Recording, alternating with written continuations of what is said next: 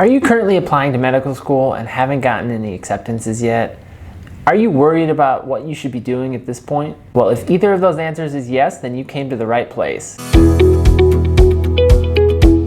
Hey everyone, welcome back to the Get Admitted MD channel, where I will teach you how to succeed as a pre-med and get accepted to the medical school of your dreams. My name is David Janachek, founder of Get Admitted MD. If you're applying to medical school this application cycle and you haven't gotten any acceptances yet, you may be starting to get nervous about your chances. I was in your shoes not that long ago, so I know how stressful it can be. In this video, I'm going to discuss 3 things that you can do if you haven't received that elusive medical school acceptance yet. Let's get into the list with number 1.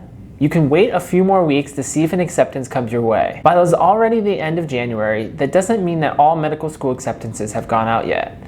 Therefore, you still may have a chance to get accepted to a school in the coming weeks. Although this might be the hardest of the 3 things on this list to actually do, it is still a very reasonable and viable option at this point. It is more about whether or not you are patient enough to give it a few more weeks before reaching out to medical schools. Before we get into number 2, be sure to hit that like button, and while you're at it, subscribe to this channel as well so you get notified each time I release my weekly videos. Now back into the list. Okay, so number 2, send an update email.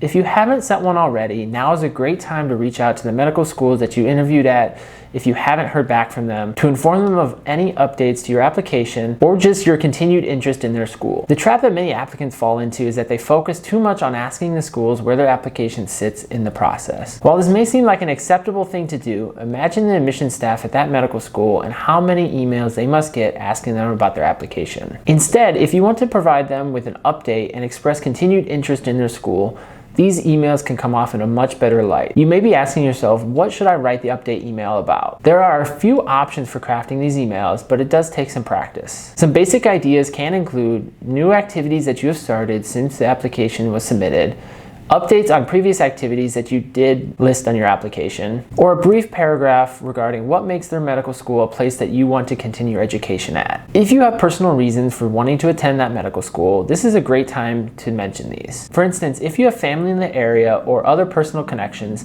you should list it in one of these emails so the medical school knows that you're interested in them for more than just their great education. If you have already sent an email update throughout the application cycle, then I would be very careful with this one, as too many emails in one cycle can be detrimental to your application as well. Let's move on to number 3. Start thinking about gap year ideas. While it may be hard to contemplate the possibility of not getting accepted, it is not uncommon given the competitive nature of medical school admissions. I will admit that the end of January is no time to actually start making solid gap year plans, as a lot can change in February and March. All I am saying is that you may want to start researching some activities that you can pursue in your gap year in the event that you need them. I will make a separate video later on that will discuss the topic of gap years in more detail, including what activities are popular among individuals that have to take a gap year and which ones look best on your application. Now I'm going to throw in a bonus to this list, and it's actually something that I want to caution you about.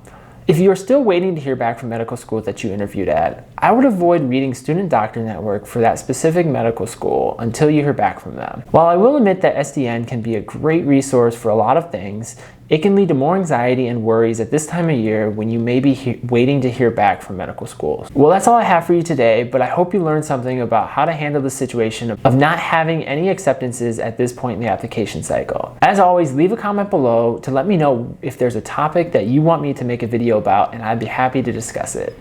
Thanks for watching, and see you next week.